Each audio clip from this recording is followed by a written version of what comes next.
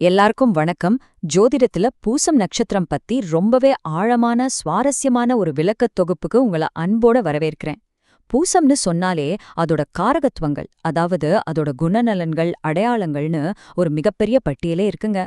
நாம அன்றாடம் பார்க்குற சாதாரண பொருட்கள்ல இருந்து நம்ம உடம்புக்குள்ள இருக்கிற உறுப்புகள் வரைக்கும் இந்த நட்சத்திரத்தோட ஆளுமை ரொம்பவே பரவி கிடக்கு. இந்த தொகுப்புல பூசம் நட்சத்திரத்தோட அந்த பிரம்மாண்டமான தன்மைகளை ரொம்பவே தெளிவா, கட்டமைப்பு மாறாம நம்ம பார்க்க போறோம். தயாரா இருக்கீங்களா? சரி, வாங்க இதுக்குள்ள நாம ஆழமா இறங்கலாம். இவ்ளோ பெரிய பட்டியல எப்படி புரிஞ்சுக்கிறதுன்னு யோசிக்கிறீங்களா? கவலையே வேண்டாம். இத ரொம்ப சுலபமா 5 பிரிவுகளா நம்ம பார்க்க போறோம். முதலாவது இயற்கையும் உணவுகளும், இரண்டாவது பொருட்களும் இடங்களும், மூணாவது ஆரோக்கியமும் உடற்கூறியலும், நாலாவது குணநலன்களும் உணர்ச்சிகளும், கடைசியா 5வது ஆன்மீகமும் தெய்வங்களும். இந்த வரைபடம் மூலமா நாம் இதை ஈஸியா புரிஞ்சுக்கலாம். முதல் பகுதியான இயற்கையும் உணவுகளும், அதாவது நம்ம கண்ணுக்கு தெரிஞ்ச அந்த பௌதீக உலகத்துல பூசம் நட்சத்திரம் எப்படி வியாபிச்சிருக்குன்னு பார்க்கலாம். இந்த பட்டியலை கொஞ்சம் கவனிங்க. பால், மோர், தயிர், நெய்னு பால் சார்ந்த அத்தனை விஷயங்களும் இதுல அடங்கும்.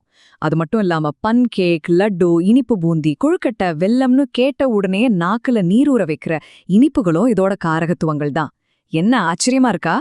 பூசம் நட்சத்திரத்தோட மையக்கருத்தே ஊட்டம் அளிக்கிறது, அப்புறம் இனிமையானது அப்படிங்கறத இந்த திரவங்களும் இனிப்புகளும் நமக்கு ரொம்ப தெளிவாவே உணர்த்துது. இதே இயற்கையில இன்னும் கொஞ்சம் ஆழமா போனா புனிதமான அரசமரம், தாமரப்பூ, பசு, ஆம மாதிரியான உயிரினங்கள்னு இது விரியுது. ஆப்பிள், காளான், ஏன் கத்திரிக்காய் புளிக்குழம்பு கூட இதுல அடங்கும்னா பாத்துக்கோங்களேன். சம்பந்தமே இல்லாத பொருட்கள் மாதிரி உங்களுக்கு தோணலாம். ஆனா இந்த நட்சத்திரம் இயற்கையோட எந்த அளவுக்கு பின்னி பணிஞ்சிருக்கு அப்படிங்கறத இது ஆழமா காட்டுது. அடுத்ததா 2வது பகுதிக்கு வருவோம், பொருட்களும் இடங்களும். அதாவது நம்மை சுற்றி இருக்கிற இந்த தற்கால உலகத்துல இது எப்படி வெளிப்படுதுன்னு பார்க்கலாம். நம்ம அன்றாட வாழ்க்கைய சும்மா கற்பனை பண்ணி பாருங்க. வெயிலுக்கும் மழைக்கும் நாம யூஸ் பண்ற கூட, செருப்பு, படிக்கிற புத்தகம், பென்சில், சமையலுக்கு பயன்படுற அம்மிக்கல், மிக்ஸி, கிரைண்டர், இது எல்லாமே பயன்பாட்டு பொருட்கள், சரிங்களா? ஆனா இன்னொரு பக்கம் பாருங்க, பட்டுப்புடவை, கை கடிகாரம், வளையல், பிரேஸ்லெட்னு அலங்கார பொருட்களும் இல்ல இருக்கு. அதாவது உழைப்புக்கும் பயன்பாட்டுக்கும் உரிய பொருட்களையும் சரி, நம்மை கொண்டாடுற அலங்கார பொருட்களையும் சரி, பூசம் நட்சத்திரம் தான் நிர்வகிக்குது. இது ரொம்ப சிறப்பா ஒரு விஷயத்த நமக்கு விளக்குது. பூசம் நட்சத்திரத்தோட வியக்க வைக்கிற 2 முகங்களை இங்க நாம பார்க்க முடியும். ஃபேக்டரி, பங்களா, பெட்ரோல் பங்கு, சிமெண்ட், மணல்னு ரொம்ப கனமான கமர்ஷியலான விஷயங்கள் ஒரு பக்கம்.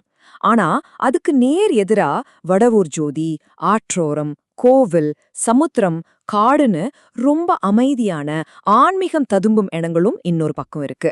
எப்படிப்பட்ட ஒரு அற்புதமான பேலன்ஸ் பாத்தீங்களா இத?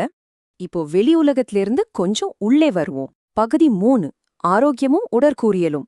அதாவது நம்ம உடம்புக்குள்ள இந்த நட்சத்திரம் என்ன வேலை செய்யுதுன்னு பார்க்கலாம்.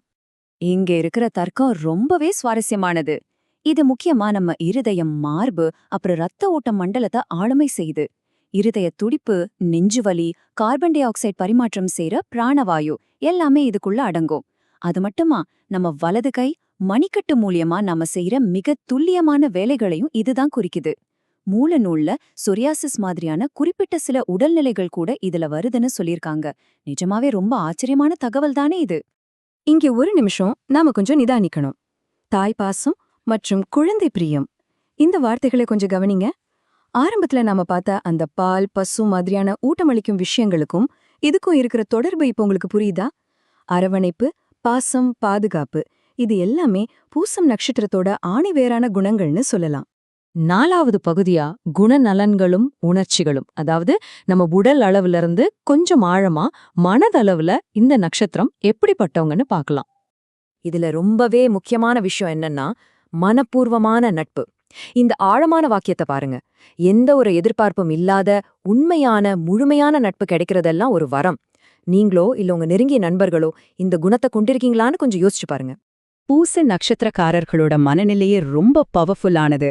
எப்போதுமே சத்தியவசனம் பேசுறது, மனசாட்சிக்கு பயந்து நடக்கிறது, அசாத்தியமான நிதானம், தன்னம்பிக்கை, இது எல்லாமே இவங்களுக்கு இயல்பாகவே இருக்கும்.